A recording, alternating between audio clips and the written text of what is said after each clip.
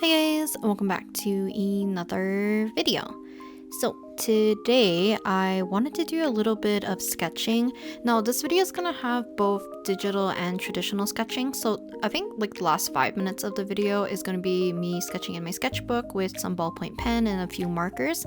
But for the kind of first portion, I wanted to sketch using the 6B pencil, and then I'm gonna be using the wet brush part of, I think it's like Powell's set or something like that. I'll make sure to link anything in the description if I can, and I'll make sure to link the references that I was using for the digital session because I have those ones saved, and I'll leave them in the description so you guys can check them out if you would like to use the same references that I was using. So in terms of today's kind of little theme or kind of, I don't know, subject for today's sketching, I for some reason got back into kind of like my Haikyuu phase. I never really left my Haikyuu phase, but I think because I don't converse with a lot of people who talk about it, I just don't think about it too often. But I wanted to practice a little bit more with like posing and stuff, and I just want to get back into sketching a little bit more often.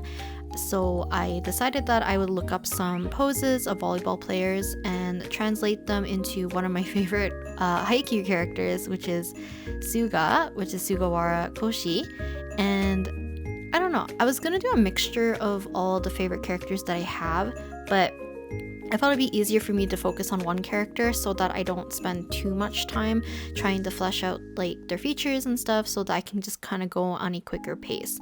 So pretty much, I think I've talked about this probably in the past, but it's been quite a while, is that a lot of my favorite Haikyuu characters are oftentimes the setter of the team. So I do like Sugawara a lot, I like Oikawa, I do like Kageyama as well, and I like Akashi, Kenma.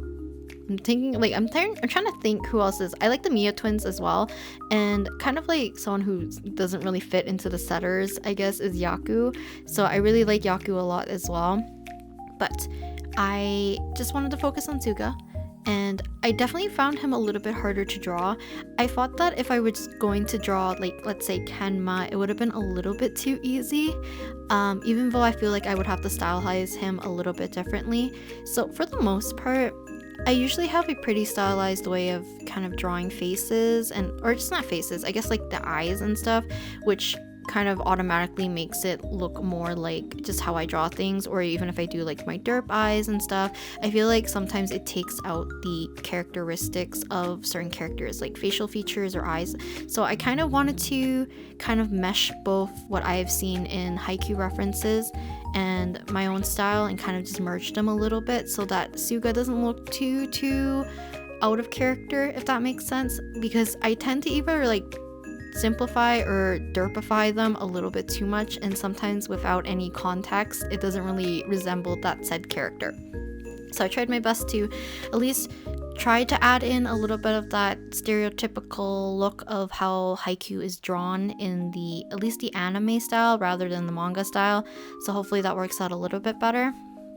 In terms of like brushes, like I mentioned, I am using the 6B for the sketching, and it's my favorite brush if I'm planning to do more or less just sketching and wanting to build up value, and I don't plan on doing a lot of like rendering with color or painting or anything like that. So I definitely wanted to use just the 6B pencil, and I have it set to the usual kind of dark purple color that I tend to sketch with. I just find it's just easier for me to have a swatch of a color that I can always fall back onto, so that I don't really have to remember to pick up the same color at some point, or if I need to, I don't know, adjust things, it's kind of very much easier for me because I know how the color reacts to the things that I like to do, if anything. But sometimes I do like using a very dark gray instead of like a black color, but anything dark I think looks really great with this brush anyways. So yeah, I just really like building value with it. You can do a little bit of hatching here and there, which is kind of what I'm focusing on for the most part. And once we get into the actual sketching portion with kind of like ballpoint pen, and it's in my sketchbook, you'll kind of see kind of like the things I like to keep when I try to sketch both digitally and traditionally, because even though I do think there's a lot of similarities, and obviously it will depend on your own I guess like technique or your own habits, there's some things I still enjoy a lot more about traditional sketching more than digital sketching, and I actually think I enjoy a lot more of my ink drawings in my sketchbook of Suga more than I do of my digital ones, and you'll probably see that a little bit later. But to add a little bit more value and just like a pop of color, both in the traditional and the digital one, I am going to be adding either gray, or no, I do add gray and orange to my sketches. So there's going to be little pops of orange on his outfit for the most part, and I do add a hint of it in his eyes because his eyes are brown, but everything else I will add just a little bit of gray if I want to kind of just push the value just a little bit more or give something a little bit more volume or form that I didn't get from doing like the hatching and stuff. I also feel like I go a little bit more intense with the hatching, knowing that the clothing or the hair or anything of the thing I'm sketching has more of like darker areas. And for Suga, because he's part of Karasuno's like uniform is primarily white, black, and orange, and black being the more predominant color, and then kind of having accents of mostly a little bit of like orange and kind of white. So I kind of wanted to really push those dark areas and just play around with the hatching, just because I do like to give a little bit of that sketchy texture if I can, or at least try to retain it, because for me, I definitely like seeing people's kind of like thought process or like just their general ways of how they do markings and stuff for their sketches. I just love seeing it, and I think that's something I really like seeing more in traditional art rather than in digital art, because digital just has a few, I feel like, brushes or just textures that automatically can happen with just, you know, like with a stroke of a pen kind of thing, rather than kind of meticulously doing something like that traditionally. So I feel like there's just a little bit of a difference, but both are visually pleasing to me, if anything.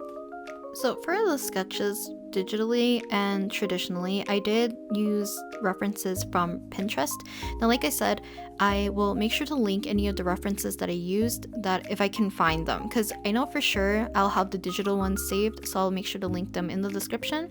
But for the traditional ones, because I did them, I think like maybe a week ago or so, I don't remember if I saved them, because sometimes I just pick a reference, I draw it, I sift through and go to a different image without adding it or pinning it to a board or anything like that. So I'll try my best to look for them, because I'm pretty sure I searched up the same term, so it shouldn't be too hard for me to find it. So if you want to follow along or try any of the poses for yourself, you can definitely do that, because I think it's just fun to do some poses that maybe you're not used to. Or for me, because I draw people who are a little bit more, if anything, kind of like stationary, or because I draw idols, so I do a lot of like singing poses or like those kinds of just, you know, expressions and kind of like flow of someone moving on the stage kind of thing, but it's not like hardcore dancing or anything like that. And Masaki, Sato, Akemi, and Koji, who are all my OCs, I don't really draw them doing anything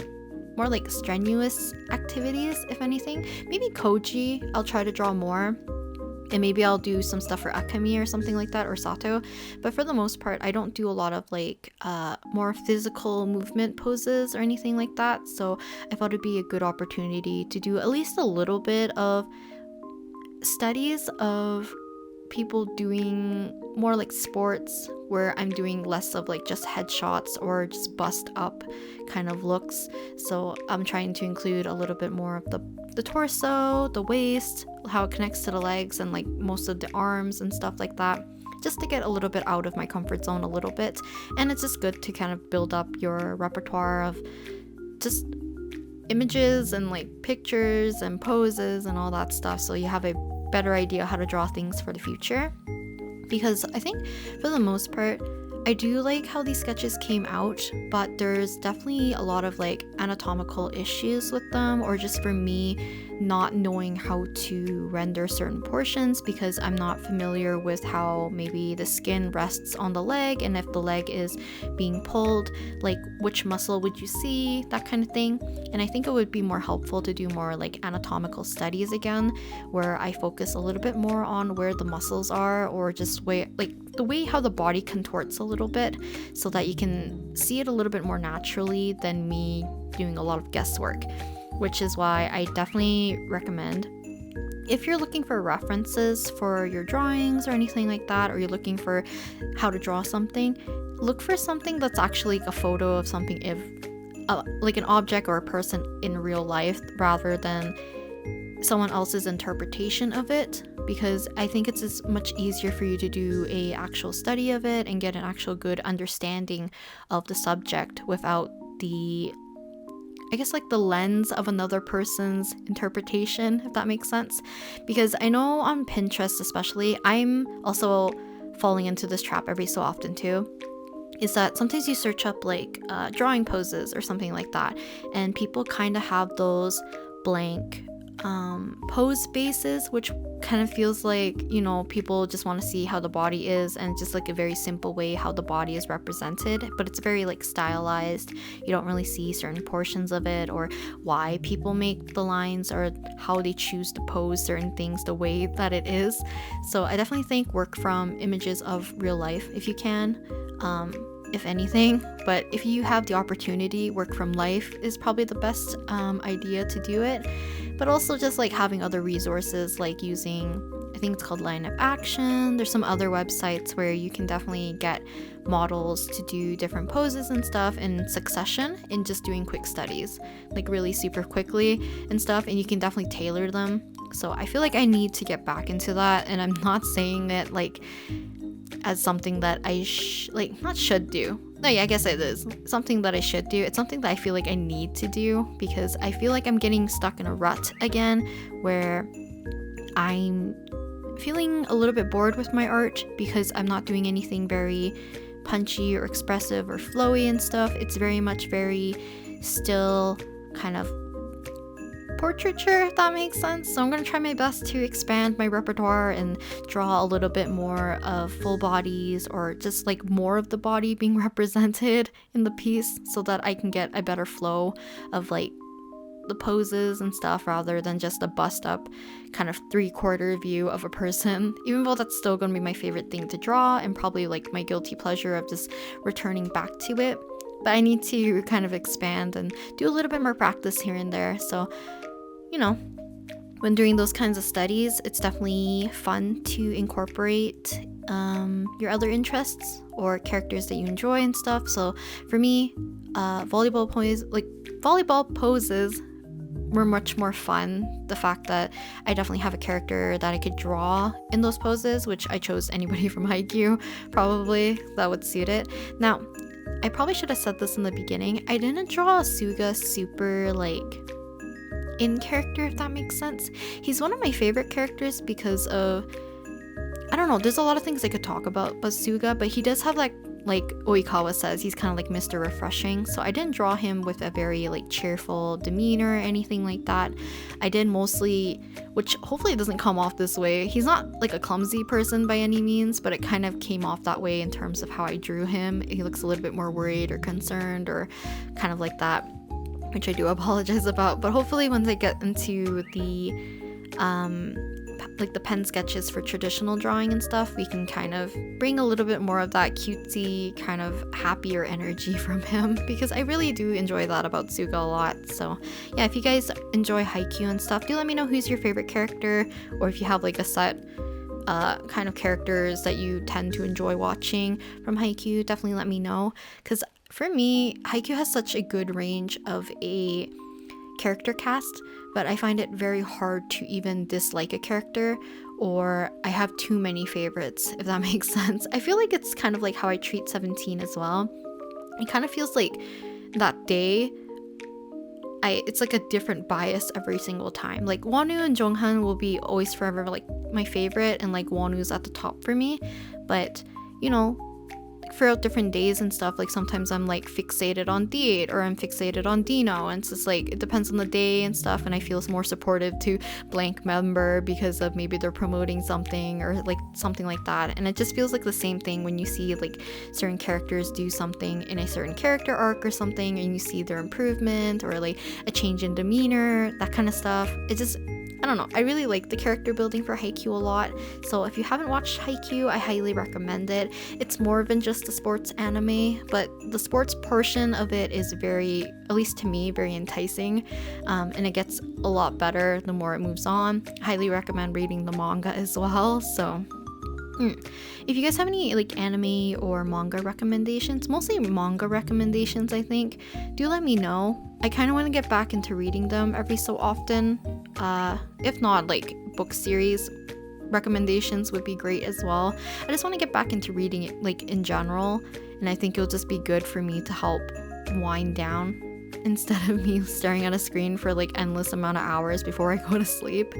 But yeah, I think we're kind of hitting the last portion of the digital sketches. I'm just gonna add a little bit more of the orange into Suga's outfit, or like his uniform, which with the I'm kind of using the wet brush and just kind of building up the layers a little bit.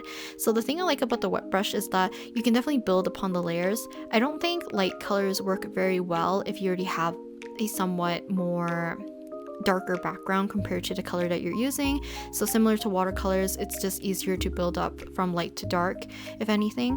And the wet brush, you can definitely build up quite a bit, and it's kind of transparent, but I've also knocked down the opacity so that's more transparent than it already was to begin with. So yeah, these are the digital sketches. I'll quickly go into the time lapse so that you guys can see both right here in Procreate, and then I'll put a more clear version at the very end of the digital session so you can kind of see the actual, just everything without my hand being in the way. Yeah, and I think the sketches turned out kind of nice. I definitely had to readjust certain things like head sizes and stuff. I tend to get awfully wrong because I tend to draw the head a certain shape, and then when I add in the rest of like the hair and stuff, the head becomes a lot larger. So yeah, I just wanted to add a little bit of also orange accents everywhere, just because in the traditional one I also do something similar where I did a orange border kind of breaking where the character is so that I could add a little bit more of that pop of color. And then we have the time lapse right here, just me going through everything, and I'll see you guys when we get into the traditional portion.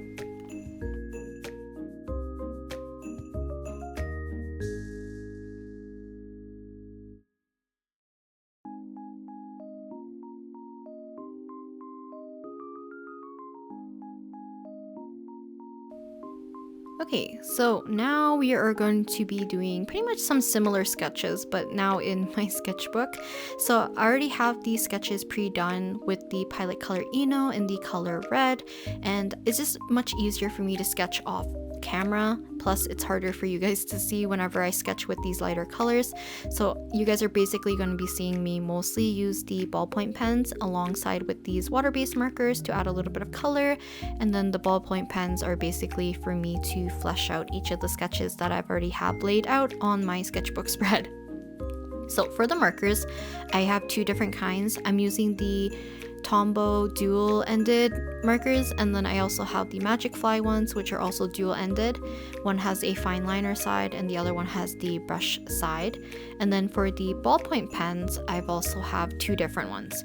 So the Pentel RSVP is my favorite one to kind of sketch with because it dispenses a lot less ink. I find it a little bit more finer and a little bit I guess like just sharper. It just feels a little bit lighter than some other ballpoint pens that I've had in the past. It also never really like gloops out any ink, like ink blots and stuff. It's just very easy drying and it's very easy to sketch with, and I find it most similar to a mechanical pencil in terms of varying the, I guess, like the amount of pressure you can use to build up value. So I find it a lot easier to use for sketching. But then when we start to work on areas other than the face and kind of like the head area, or if I'm doing large amount of shading, I am going to switch to the Papermate ballpoint pen, because the Inkjoy one, which is the Papermate one, has a lot more ink being dispensed. It's a little bit of a thicker line, and you can see it's a little bit almost darker feeling compared to the Pentel RSVP ballpoint pen. So yeah, it's for basically any of these hatching or just me filling in darker areas. I am using the Papermate one just because it's just much easier. I don't have to put a lot of pressure to get kind of like the desired darkness or thickness for the pen. So I'm just gonna kind of alternate between them. I definitely find the Pentel RSVP one just easier for me to use for the face, just because there's a little bit of finer details, and I feel like because if I accidentally mess up with the Inkjoy one, it's gonna be very like blaring and very obvious. So if I want to be very careful, I'll just use the Pentel one if anything. And then for the shadows and shadings and stuff, I want to do a little bit of a test. I did mostly a light gray over certain areas where I wanted to add a little bit of shadow. Suga's hair is also very gray, so I wanted to add that in for his hair so that we can get a little bit more areas blocked in. And then for the most part, a lot of the dark areas are coming from the ballpoint pen. And then later on, I will add a little bit of orange here and there, just because I like adding a little bit of a pop of color, especially alongside with black. I just find it fits a little bit better, and the pop of color just makes the spread a little bit more colorful and a little bit cuter in my opinion. So I definitely like having just kind of like that discrepancy in something so stark and dark and then something kind of more vibrant. I just think it looks nice that way. But for the most part, I'm still not too sure why I'm kind of in this Haikyuu phase again. Maybe it's because I rewatched some clips. Maybe I don't know. I don't know what exactly caused it, but maybe I'll do a little bit more sketching like this in my sketchbook. I've done Kageyama actually a lot earlier in the sketchbook, maybe like the 4th spread, and I did one where I stylized it in my style, and then one that's similar to the kind of anime style after the, I think it's the 3rd season or so, whenever the style kind of changed to be closer to the manga. And I found it a little bit interesting. I definitely want to do a little bit more studies and kind of like getting a little bit of a similar feel to how they draw the characters, just because like I mentioned earlier, sometimes when I draw characters like this, I heavily stylize them and they end up not looking like the character because my style is a little bit more bigger-eyed, a little bit cutesier, kind of, or simplified in a certain kind of way, which I feel like doesn't fit every character anyways. So I definitely need to play around with varying that up a little bit, or at least kind of getting the essence of how the original looks like in my style plus the original together. Hopefully that makes sense. But yeah, pretty much all these sketches, like I said, references were from Pinterest. I just kind of just did some in random order to fill up the space, and then colored and shade the rest with just the water-based markers. And there's no real end screen to this video, so I'm probably gonna leave you guys with the rest right here, and I'll talk to you guys next time in the next video. Bye!